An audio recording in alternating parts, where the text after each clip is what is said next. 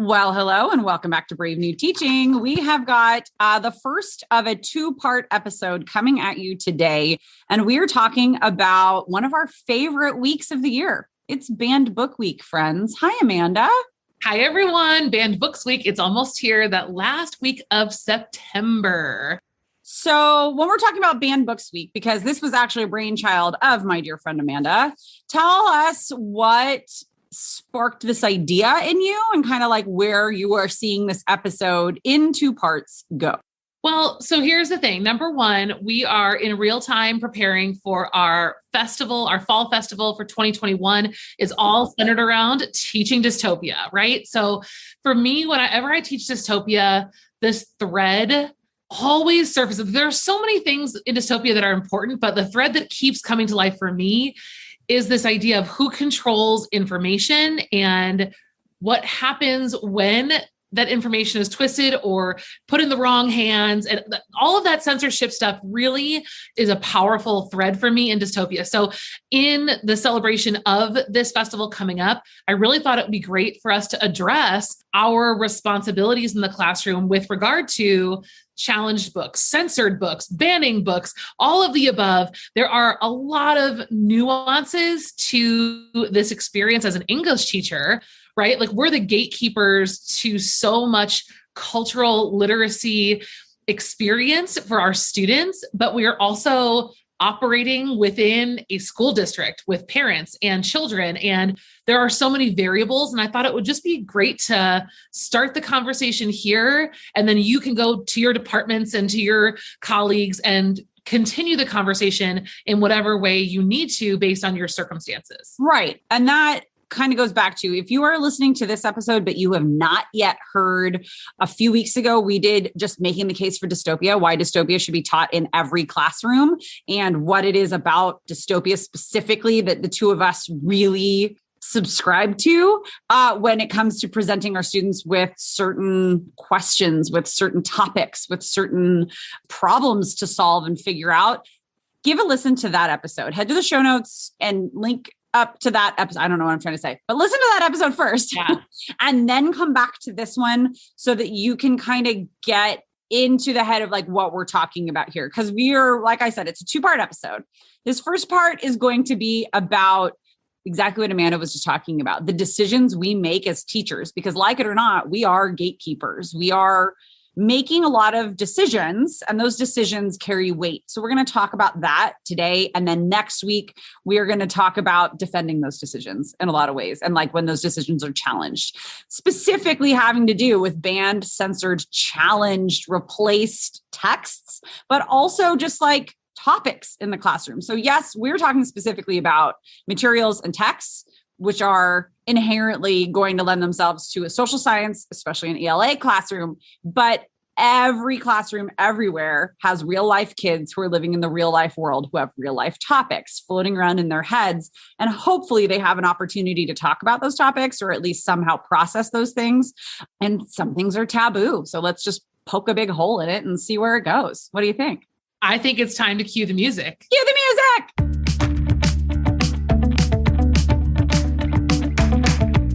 You're listening to Brave New Teaching, a podcast for educators challenging the status quo.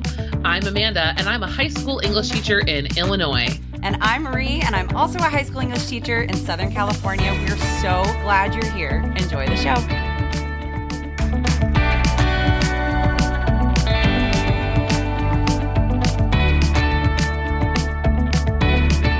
So let's start by kind of laying a foundation of when we talk about banned books. That's just what we're going to call it, right? Banned books. What do we mean by that? Define banned books, my friend.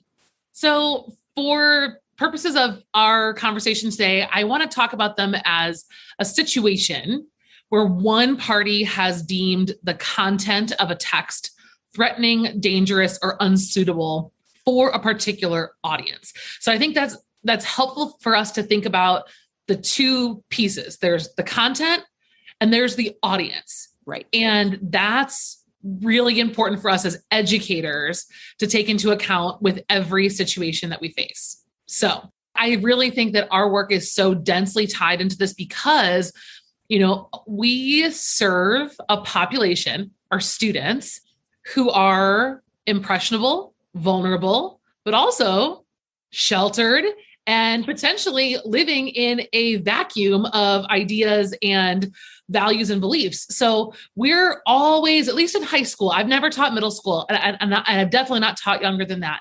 But I feel like high school is a very tricky area where we want to expose our students to the real world so that when the real world comes at them, it's not the first time they've had to process that input. And fiction and even nonfiction gives us a great vehicle to do that.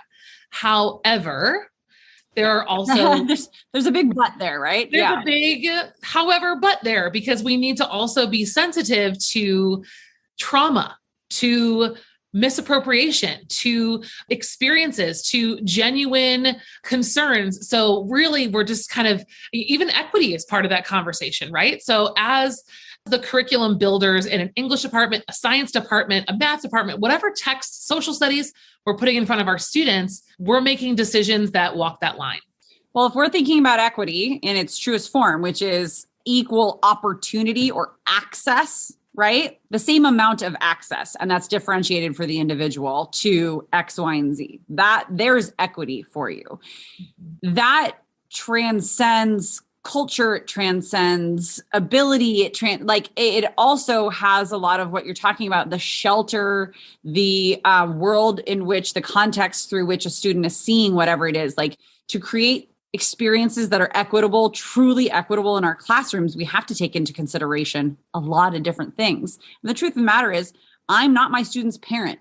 There are decisions that I am morally, I don't know how I'm trying to word it, but I shouldn't be making some of these decisions for other people's children. So at the same time, exactly what you said holds water.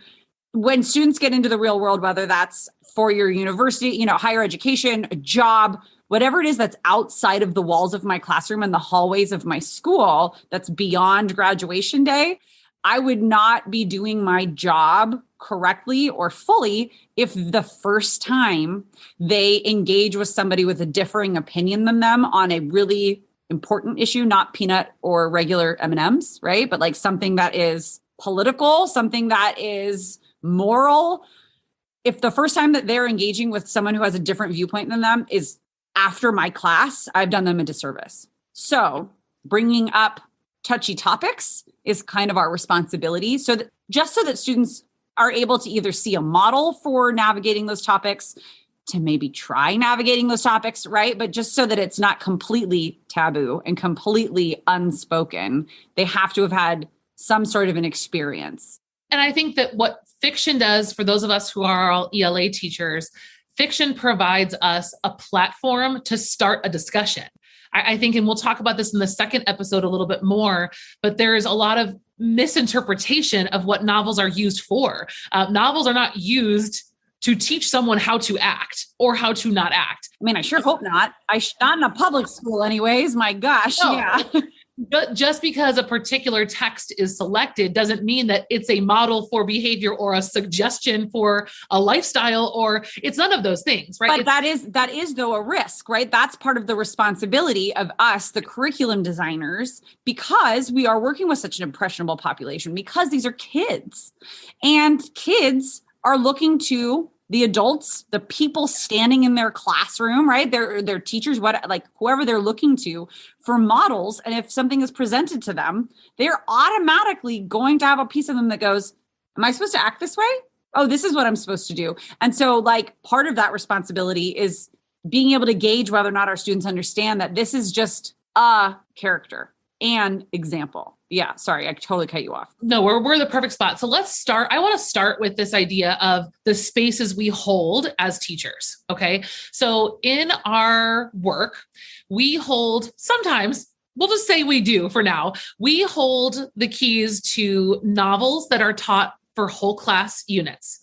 We hold the keys to novels that are taught within a choice or lit circle unit. Those are two different choices. To feature one as a whole class versus putting it on a list, those are two different decisions. We also have classroom libraries. school libraries. Some of us do things like First Chapter Friday or First Page Friday, summer reading. We're making a lot of book decisions. And I think each of these spaces holds a different weight. And I think that's really important when we first start this conversation of what books will I choose for my curriculum and how will I replace, change, add accordingly, because I need to understand the differences in those spaces. Do you have that same experience, Marie? Yes. And what I was thinking of as you were saying all that was when we went from California state content standards to Common Core. What was that, like 10 years ago, if even something like that? The thing that was so exciting and so overwhelming with pressure all at the same time was that the specific content got removed from most of the places in at least our English language arts standards and were replaced with skills. Awesome. Wonderful. Curriculum rehab. Let's go. Overhaul all of it, baby. Right. But then that responsibility for those decisions was no longer pointing to this is what this state mandated set of blah, blah, blue is telling me I have to do. It's now like, oh, it's all on me. Right. Or it's all on us. And I know that some people everybody's in a different stage of moving from totally like state mandated exactly what you say and do. And it's different in every state, at least in the US, to having that flexibility. But like I'm in a very fortunate spot within my district, within California, to be able to choose all of the texts that I present. I mean, granted, we do have like adopted lists. We do have certain things that are pre-approved. And yet there's still the thing we're talking about right now, the phenomenon of that responsibility is on me to choose what I am showing my students, and that space is there and I have to figure it out. Because no matter if I chose the texts myself or if I got the idea from somebody else or whatever it is, I am the one presenting it to students. Therefore, it's on me. Yeah. And I think almost every book that is in most of our on most of our lists has at one point been challenged or problematic for someone at some point. So we can't just say like, well, they're all challenged, so let's just kind of brush it under the rug and do what we do. You know, I think over the past 2 years, I've seen To Kill a Mockingbird come up over and over and over again. A lot of canonical works from white male authors have come up, as well as some contemporary pieces. Margaret Atwood's been under the fire, Sherman Alexie, J.K. Rowling. And so I think we should just maybe work through, Marie, like, what are some of just the self-searching questions you should go through when adopting text and making decisions? Listeners, we don't promise to give you any concrete strategies. We just really want to like sit on your shoulder and help you think through what your next steps might be, right? Because we all serve different communities and different regions. So I think that these considerations also depend on how skilled you are of a teacher, how much experience you have. A 20-year vet teaching one book versus a first-year teacher, there's different situations going on there. Absolutely. And the other thing too is that, like Amanda said at the beginning of this episode, our objective here is to start the conversation for you all, our fellow teachers out there. Even if you've already started it, maybe this furthers your conversation, or if it's something that you haven't even thought of before, this is something we should all be thinking about, which is the responsibility of the teacher with text selection. It's weighty, and it should be. It's not something that should be made light of. My friend, if you love education podcasts, I have got a recommendation for you today. Betsy over at Spark Creativity has another great show for you to add to your queue. In the Spark Creativity Teacher Podcast, she dives into so many helpful creative strategies like literary food trucks, hexagonal thinking, one-pagers, poetry slam, escape rooms, murder mysteries, TED Talks, and more. And you can just feel how excited she is as she talks about each and every one. Can a smile come through over audio? I think so. Can you even tell that I'm smiling right now? So is Betsy when she gets going about all the creative possibilities for your classroom. I know that if you're a podcast person like me, you can literally never have enough great shows to listen to. So go over to the Spark Creativity Podcast and catch an episode with Betsy today. Well, and you brought up a couple of things. There's a difference between, and this is a question that I know a lot of the teachers that you and I talk to grapple with. there are a couple things. When the text itself is challenged, do I bring it into my classroom? When the creator of the work is challenged, do I bring that voice into my classroom? And so you brought up a few different authors, because in the year 2021, right, when we're recording this, there's a lot of things that we can't unknow as a general public. There's a lot of things that we can't unsee and we can't unhear that have come from authors, from artists who have been touted as amazing, and their work is amazing. And we live in cancel culture where if somebody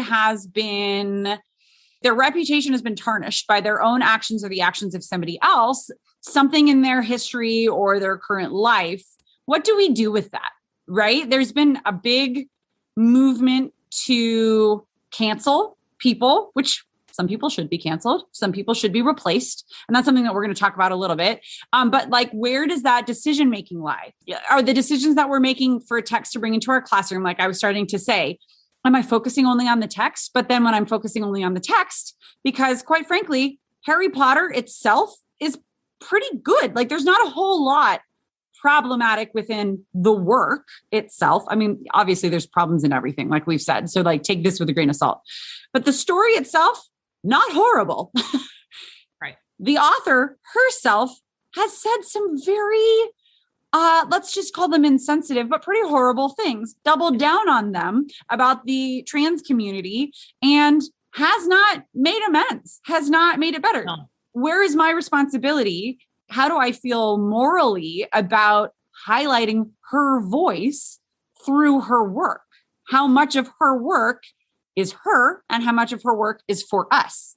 I think, yeah, those are the questions. I think Sherman Alexie. So let's like for 1 second, I've never read a single Harry Potter book, so I don't have much to say other than I don't plan on it now. but here's the thing. Okay. Quick bird walk from a strictly, like I was just teaching today lit devices to my 12th, not teaching lit devices. We were recalling prior knowledge to my 12th graders because we needed some common vocabulary before we could move on. And Harry Potter is fantastic. You can pull chapters of Harry Potter and you can find so many symbols. Like you can find so many different things because it's fantastical. It's great world building. It's all of these great little pieces that are very accessible to all of my kids at the age when I am teaching them. It's not to say that there aren't works that are just like that. It's just something that is popular and therefore there's a prior knowledge, right? Like it just works so well. And so I think that's what a lot of people have a hard time with too, is it's like, but it's already here. I don't have to go find something and get to know something. And yeah. But I feel like what you're describing right now is a perfect tie back to where we started this episode, which was recognizing the space that you're going to allow that author or that author's work to occupy. Using a few chapters or sentences as examples of literary devices is a very different thing from crafting a 6-week-long unit dedicated to the text. You're totally right. Those are totally different things. And I think that that's another consideration when we talk about, are we just going to cancel everything or whatever? Like there is this gray area middle ground. And P.S., I think a lot of that belongs in conversation with students, but we can get back to that. I completely agree with you, but you keep going and then we'll come back to that. So we talked last year, we did a episode about our favorite Indigenous authors and who to check out and do some writer's craft stuff with them. And we mentioned at the beginning of that episode that we would have come back to Sherman Alexie, and we never have because, well, you know, it's been a year. This is the perfect place to do it. We're coming back. We're here. We're back. I think Sherman Alexie is such an interesting example of this because he is someone that I have actively sought to take off lists and out of curriculum, out of a classroom library, not necessarily, but out of directly teaching him, I have moved, and here's why. So first of all, I'm going to put a link in the show notes to a couple of great websites that have organized the problematic authors that are commonly taught and the reasons that they're problematic. So Sherman Alexie has been accused of and admitted sexual harassment within his own literary community and really just intentionally blockading the way for women, Indigenous women, to be published, kind of in the way that he's mentored, and I say that with air quotes, mentored other women in his community. He's done so in a way of putting himself in this superior role and diminishing the work of women. And because his problem area is in publishing and in effectually silencing other authors, I feel like to offset that wrongdoing, it would be wise of me as a person with literary decision-making power to substitute his work with a different voice from that community that's a female and that's equally powerful and amazing. And there is no shortage of brilliant, beautiful works by Indigenous authors. But I feel like our go-to is Sherman Alexie, because Diary of a Part-Time Indian is pretty funny and it's a lot of things, but we have a lot. I'm saying we gently, because I just know that teachers are busy. Like, we don't have time to scan the canon of Indigenous authors and know all the books that are out there. Well, and we just don't get the provided, I'm going to say we also in just like a very broad, because some people do get the PD that I'm talking about, the constantly updated PD that helps us discover new voices. Because to your point, there is no way that I am going to, between the hours of 7 and 3 o'clock, right? My contract hours, there is no way that I'm going to do all of the different pieces of my job and start reading entire novels just to try it out by new contemporary, not even new, but just new to me, authors and different works. It's physically impossible for that to happen. Could it happen outside of my work time? Yeah, absolutely. But like, that's also my time. So that's not something that we can expect of each other or of ourselves.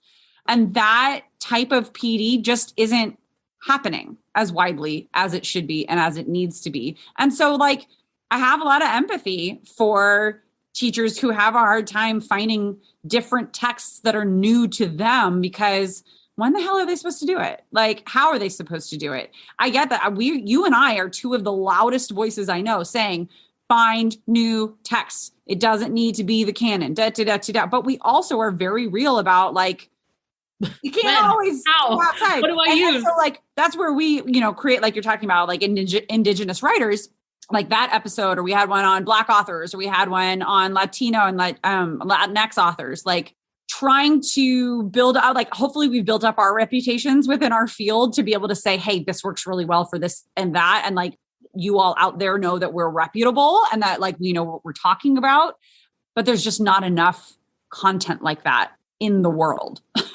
There's not. And then there's the question of, okay, so we talked about J.K. Rowling, we talked about Sherman Alexie. We could do this whole episode on a list of authors, but fill in the blank here, right? Whatever situation you're in.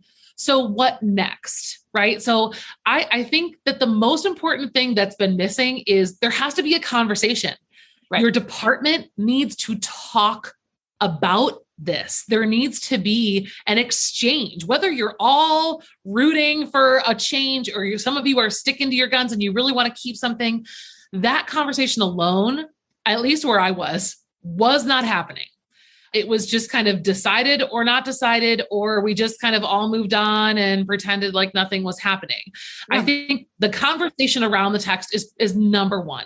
And then number two, honestly, I think we need to also reckon with the fact that replacing a text in a curriculum is not the same as censoring our students. Yes. Friends listening, the reason that Amanda says this is because that's like a knee-jerk reaction of a lot of people, parents, community members, fellow teachers, administrators, students.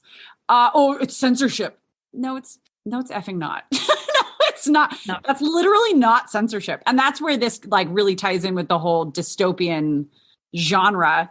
That's not censorship. Swapping in a different text that is more appropriate or deemed a better fit by a professional educator is not censoring the minds and the lives of our students. I'm sorry, I'm laughing, but it's just not. It's not. It's not, which is exactly why that conversation has to happen first, right? Yeah. So the conversation is, okay, we have a problem with this book. Either it's the content, it's the use of the N-word, it's the author, him or herself. This conversation needs to be somewhere along the lines of, well, what were we hoping to get out of this book in the first place? Yeah. What's our objective? Yes. Can this objective be reached by a better fitting text? And hello, what was the essential question? If the essential question is good enough, it probably would be appropriate to use a variety of texts to answer that question. And, you know, and one or two of us are going to feel like, yeah, but like, I want to teach it because I want to teach it because I really like teaching it and I really think it's good. It's hard to let go of that. I've had that feeling toward books before, but I think the more we can separate our childhood or adulthood love for a text from what's best for our students now, that has to happen in conjunction with whatever is going to be changed, replaced, adapted, right? There are lots of ways to make adjustments. Well, and I have another conversation I want to throw into the mix because, okay, so let's say I have my heart set on XYZ novel. The author is extremely problematic for this and that reason, but I have an amazing unit. I have all of these things. We have great conversations and the text itself lives outside of the author, right? Which we should hope that they do. So then what? But nevertheless, I am showcasing the voice. I am showcasing the work of somebody who is a scumbag. This is completely, by the way, like hypothetical. I actually don't have anybody specific in mind. I'm just saying, like, let's say that's the situation that teacher A finds themselves in. And that's instead of someone else, right? Like that's the key of what you're saying, right? Instead of another person. Or they're just mandated. You have to teach this. How do you grapple with that with your own philosophy and your own morals, right? Like still have a job, still being a contributing member of society. There's a conversation to be had with students about why is this controversial? Why is this person controversial? Personally, I am comfortable asking students, what is a teacher's responsibility? Right? And letting them grapple with that. Mind you, I'm talking about, at least for this year, I'm talking about my juniors and my seniors, but even ninth graders, we've sat down and had a To Kill a Mockingbird conversation about how is this representative of various populations within the novel? What else could be put here? You know, like To Kill a Mockingbird is pretty contested in certain areas, like, you know, pro and against. So let's talk about that controversy as a group. I think that conversation alleviates a lot of the mystical taboo surrounding like, oh, it's a problematic text. Talk about why it's problematic and not talk about like, oh, well, it has the N word. Like, oh, it talks about rape. Okay. Why is that problematic? I mean, it's obvious, but not to all of our not to kids. Not to kids. Not to kids. And a lot of that is because, once again, going back to what we were talking about at the beginning, they are impressionable, they are young, and they are green to this world. And that is our responsibility, is to help them see in a safe place with a safety net that diversity means diversity of culture, of heritage, of mindset, of belief systems. That's diversity. And being able to like exist comfortably in that, or just exist in that, is really what we're talking about. Those are the skills that we're working on.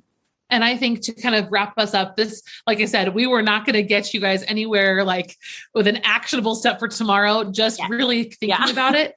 I think that the last thing that I think we can encourage you to do, as much as it's important to zoom in on one text and one unit, it's also important to zoom out and look at the story you're telling as a grade level. And then as a department. So if I'm a ninth grader entering your school, if I'm a sixth grader entering your school, what is the narrative that I gain? What do I learn about the world based on this? If you were to stack these core texts on top of each other, what are the stories that are centered? Whose stories are centered? If there are problematic texts, are there texts that balance that or counter that or offer other perspectives to help round that out? Are there additional opportunities when we're having that conversation of, okay, Sherman Alexie is problematic. You know, here we're looking at his text. Let's talk about the author. Let's look at it from a biographical lens. What other opportunities do we have to hear similar voices that aren't specifically him, right? Like, yes, exactly. And the vertical alignment piece is something that I can just speak from experience. I feel like a lot of departments run out of time to do. Yep. It's very difficult to get vertically aligned consistently with changes in how things keep. But really, I mean, honestly, I think that is something that also gets forgotten when we're challenging, replacing, or kind of knee-jerk thinking, oh my gosh, this book is a problem. Got to get rid of it. I got to throw in another book.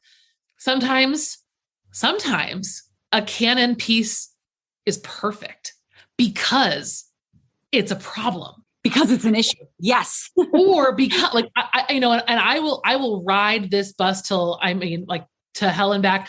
I will never get rid of Fahrenheit 451. Ray Bradbury is super dead and super white, but that novel is unlike anything else I've ever read. And there are a lot of things you can teach in dystopia, but I can tell you right now that the layers of what I get out of kids from Fahrenheit is unmatched by anything else I've seen so far. So, and, spoiler alert to everybody who's coming to the Dystopia Festival. We've got a whole thing on the whole class novel. And yes, Amanda is going to be highlighting Fahrenheit. So, right. So I think that the zooming out is what's the most important in that regard is like, okay, if I'm going to keep this, what else are we doing? And what does the whole experience look like for my students? Well, and a text list should be a living document. It really should, because there's new work being created every day. Art is created and recreated and rediscovered and reimagined every day. And the world is always, we're like a shark. You got to keep moving. So here we are. Let's recap. So we talked first about recognizing your space, right? What are you going to give prowess to in your curriculum? What's going to go on a list for choice? What's going to go in your library? What's going to go on summer reading, blah, blah, blah. Okay. What's going to be excerpts? What's going to be, yes, there's a lot more space than I think we realize. Yes. There are lots of spaces. And what can we do? Film clips instead of whole novels, right? Whatever. So there's that.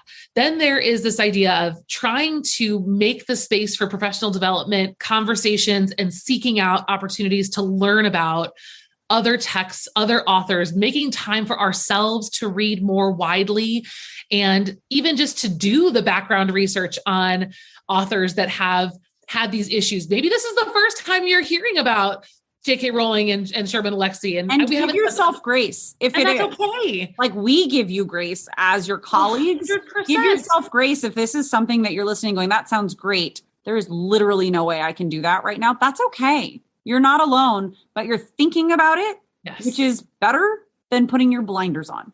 100%. Yeah. And that last step is to really think about, how can I involve kids in this conversation? Mm-hmm. How can I think about kids when I'm designing a vertically aligned English curriculum or other subject areas too? Involving the perspective and process of students is not to be neglected. And it's so, so, so important to think about them. Well, yeah, it's like, I think I said it before, demystifying the novel and seeing that it is just a work. It's just a work by just a person, right? There's no putting it up on a pedestal because it's just people. Mm-hmm. And that's okay. I think that that's exactly where to start. And if you guys have questions or want to comment on this, we'd love to hear you in our show note comments. It's on our website, bravenewteaching.com. You can go to our show note episode and we can start the conversation there. We can have the conversation on Instagram, wherever you want. This is just the beginning.